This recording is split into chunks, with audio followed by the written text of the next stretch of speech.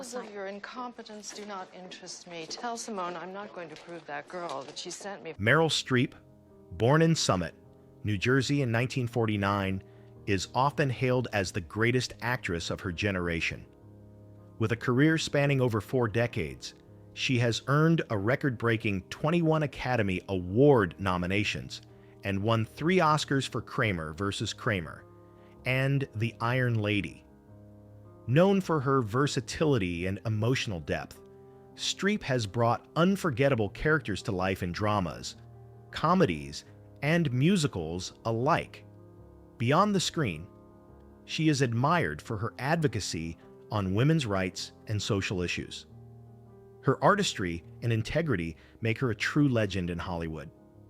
At the age of 76, she revealed for the first time the 6 actors she hated or had the most difficulty working with in her career. Meryl Streep's pain behind Kramer vs. Kramer. After establishing herself as a rising star in the 1970s, Meryl Streep took on Kramer vs. Kramer, 1979, a film that would define her career and earn her the first of her 3 Academy Awards. Yet behind the critically acclaimed performances and box office success, her collaboration with Dustin Hoffman was marked by conflict and pain. Streep would later reveal that her experience on the set was not only emotionally draining, but also traumatic, so much so that she vowed never to work with Hoffman again. The tension stemmed from Hoffman's obsession with method acting. He insisted on pushing beyond the script to provoke genuine reactions, often in ways that crossed personal boundaries. In their very first scene together, Hoffman shocked Streep by slapping her across the face, an action not written in the script and never discussed beforehand. For Streep, who had recently lost her fiancé, John Cazale, the blow was both a physical and emotional violation. Hoffman also weaponized Streep's grief to extract deeper performances. During one confrontation, he whispered Cazale's name, deliberately invoking her mourning to trigger tears. What may have been intended as a dramatic technique struck Streep as cruel manipulation. To make matters worse, in another unscripted moment, Hoffman smashed a wine glass dangerously close to her face, sending shards flying. Though she remained professional, Streep later described these acts as reckless and disrespectful, behavior she categorized as crossing the line of art. Despite the turmoil, the performances that emerged were undeniably powerful. Both actors won Academy Awards for their roles, cementing Kramer vs. Kramer as a masterpiece of modern cinema. Yet the cost for Streep was high. Her artistry had been overshadowed by a sense of exploitation. Instead of feeling supported by a colleague, she felt bullied in the name of realism. In the years that followed, Streep chose silence, focusing on her career while avoiding further collaboration with Hoffman. When she did eventually speak about those experiences, she did so with characteristic grace. She admitted that time had allowed her to forgive, but she emphasized that forgiveness did not erase the scars. She called those memories a professional wound, one that never fully healed. For Meryl Streep, the legacy of Kramer vs. Kramer is a paradox. The film that gave her international acclaim was also the film that exposed her to the darkest side of method acting. It was proof that artistic greatness can emerge from pain, but also that respect and safety should never be sacrificed in its pursuit. Respect and Rift, Streep's struggle with Kevin Kline. Following the turbulence of Kramer vs. Kramer, Meryl Streep moved into one of the most defining roles of her career, Sophie Zawistowski in Sophie's Choice, 1982. The film, which demanded extraordinary emotional and historical depth, became the project that earned her a 2nd Academy Award. Yet while her performance would be remembered as one of the greatest in cinematic history, the process of creating it was far from harmonious. The tension came not from director Alan J. Pakula, but from her co-star Kevin Kline, whose approach to acting clashed with Streep's meticulous methods. Streep prepared for Sophie with an almost scholarly dedication. She immersed herself in the Polish language, studied Holocaust history in detail, and refined every aspect of Sophie's accent and body language. For her, authenticity was everything, and she believed that truth in art came from discipline and precision. Kevin Kline, however, embraced a far more spontaneous style. A trained stage actor with a flair for improvisation, he preferred to let inspiration guide his choices in the moment. At first, the difference in styles seemed like a creative contrast that might enrich their performances, but as filming progressed, it became a source of friction. Kline occasionally mocked Streep's process, once dismissing her vocal training as too academic and suggesting that her preparation stripped away naturalness. For Streep, who poured heart and intellect into her roles, such remarks were deeply insulting. She felt belittled, as if her dedication was being reduced to rigidity rather than celebrated as artistry. This underlying tension affected their working relationship. On screen, their characters shared intimacy and complexity, but off-screen, their connection remained cool and distant. Streep continued to deliver with her trademark professionalism, while Kline maintained his improvisational energy. But the emotional bridge between them was never built. The collaboration was civil, even effective, yet it lacked the warmth of genuine creative partnership. The result was paradoxical. Sophie's Choice became a masterpiece. But for Streep, the process left behind mixed feelings. She respected Kline's talent, but carried with her the sting of his dismissive attitude. Unlike with Dustin Hoffman, where physical and emotional boundaries had been crossed, this was a more subtle wound, one rooted in condescension. After the film, despite the acclaim both received, Streep and Kline never worked together again. In later reflections, Streep acknowledged that not every actor needs to share her approach, but she remained clear that respect is non-negotiable. For her, Kevin Kline represented a reminder that even in the pursuit of great art, differences in style can harden into personal rifts when empathy is absent. Sophie's Choice may have been her crowning performance, but it also reinforced a painful truth. Brilliance on screen does not always reflect harmony behind the camera. Streep and Nicholson, talent divided. After navigating the turbulence of Sophie's Choice and her uneasy partnership with Kevin Kline, Meryl Streep entered the mid-1980s at the peak of her career. Around this time, she collaborated twice with Jack Nicholson, first in Heartburn, 1986, a semi-autobiographical tale of marriage and betrayal, and later in Ironweed, 1987, a gritty Depression-era drama. To many, these projects seemed like a dream pairing, two of Hollywood's most celebrated talents sharing the screen. Yet for Streep, working with Nicholson revealed more frustration than fulfillment. The heart of their divide lay in their dramatically different approaches to acting. Nicholson's signature style rested on his undeniable charisma. He often brought the magnetic persona of Jack Nicholson into every role, relying on charm and familiarity rather than disappearing entirely into character. While audiences adored this trademark swagger, Streep saw it as a limitation. She approached her craft with total transformation, immersing herself in accent, body language, and psychology, believing that the story and the character must always come first. To her, Nicholson's reliance on star power made their scenes feel shallow, even mechanical. This became painfully evident during Heartburn. The film demanded subtle emotional interplay to capture the fragility of a failing marriage.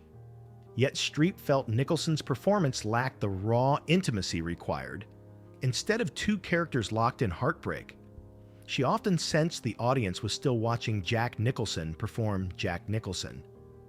A year later, in Ironweed, the problem repeated itself.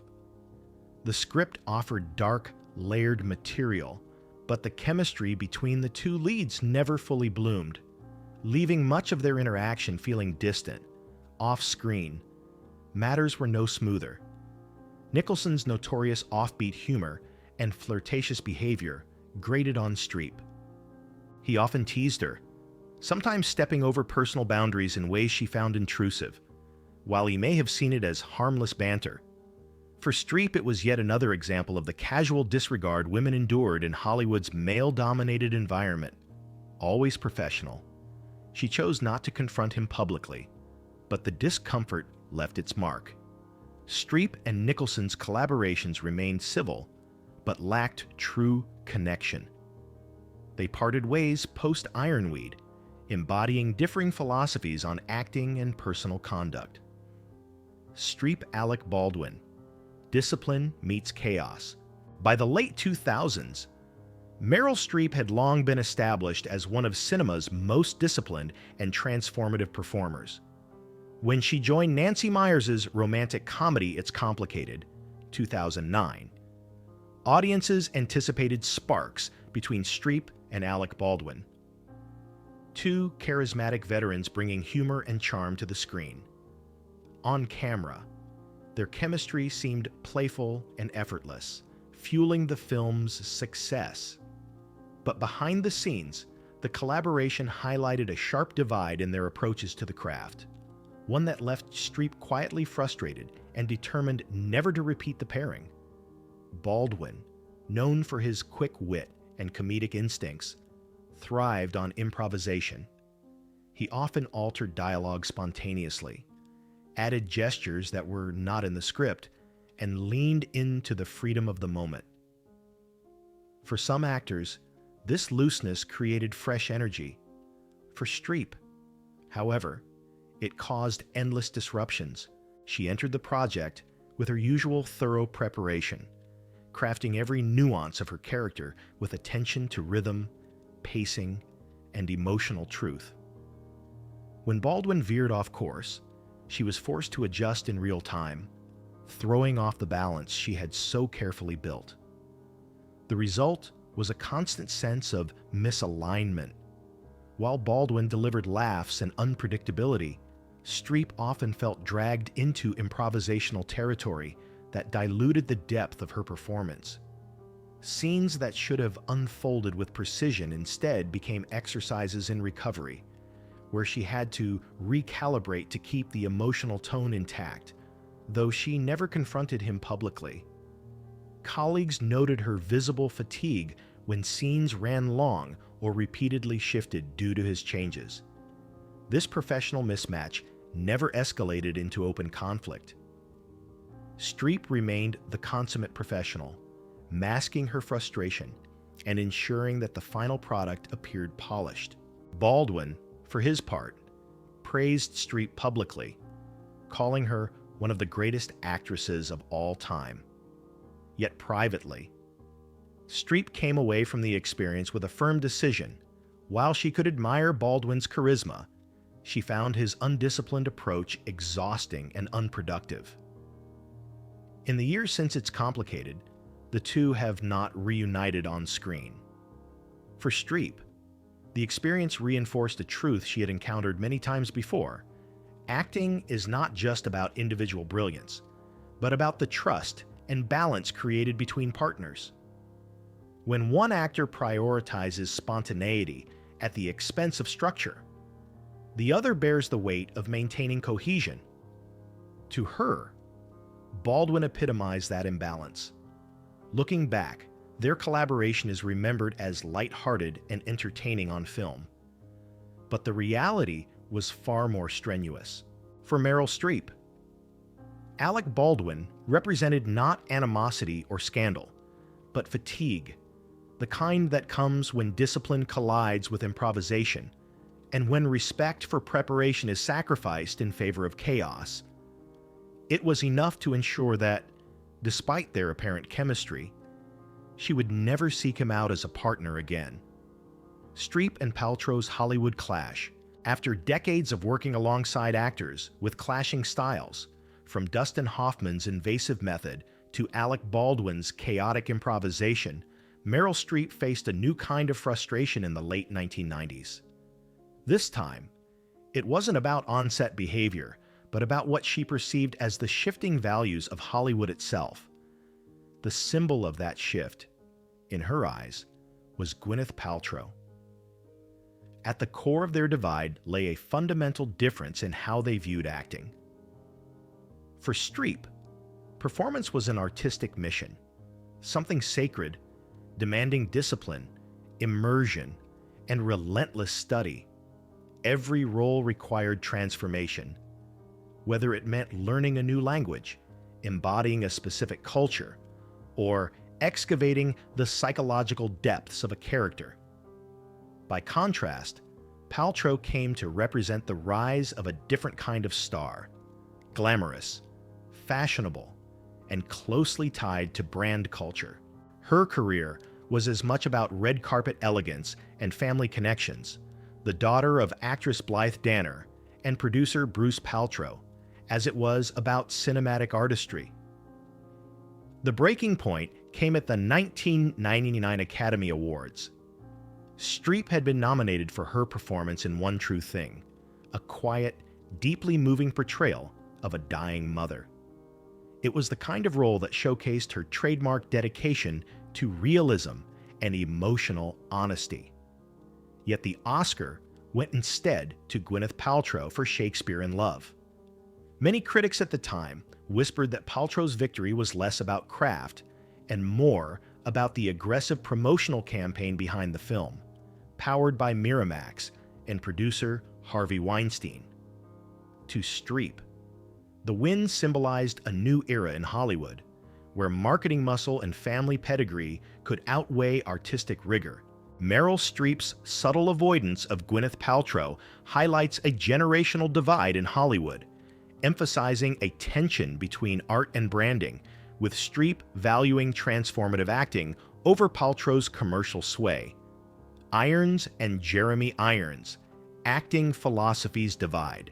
By the late 1980s, Meryl Streep had already built her reputation as an actress devoted to authenticity. Her method was rooted in emotional truth, allowing vulnerability, spontaneity, and raw feeling to guide her performances. When she briefly prepared to collaborate with Jeremy Irons on a project in development, many anticipated a fascinating pairing of two acclaimed actors. Yet what unfolded instead was an artistic clash so sharp that the project collapsed before it even began. The conflict stemmed from their fundamentally different philosophies of acting. Streep believed in total immersion, listening, reacting, and living as the character in the moment. Irons, by contrast, was known for his precision and restraint. His performances were carefully constructed, emphasizing control, aesthetics, and a polished elegance. While audiences admired his refinement, Streep found it stifling.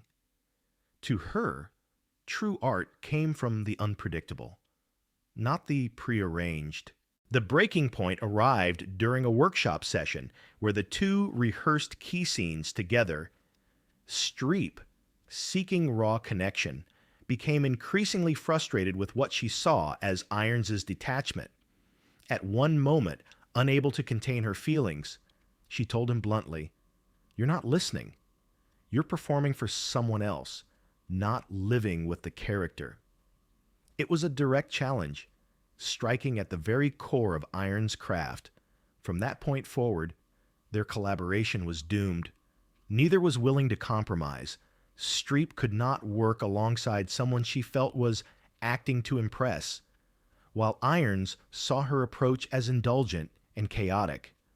The creative team recognized the incompatibility, and the project was quietly abandoned before reaching production. Streep and Irons avoided each other despite professionalism, reflecting clashing philosophies of acting, honesty versus technical mastery, leading to an unfulfilled partnership and lasting silence. Meryl Streep's timeless acting legacy. After decades of navigating creative clashes and professional challenges, Meryl Streep ultimately defined herself not by conflict, but by mastery. Her legacy rests on an extraordinary body of work that spans over 40 years, with more than 20 Academy Award nominations and 3 wins. Streep is celebrated not only for her transformative ability to inhabit any character, from Sophie Zawistowski in Sophie's Choice to Miranda Priestley in The Devil Wears Prada, but also for elevating the craft of acting itself. She proved that discipline, emotional truth, and artistic integrity could survive in an industry often dominated by image and ego. Beyond the screen, her advocacy for women's rights, equality, and social justice has cemented her as a cultural figure whose influence extends far beyond Hollywood. For future generations, Meryl Streep remains both an icon and a standard, a reminder that greatness comes not from fame, but from authenticity and devotion to the art. Streep's pursuit of pure art.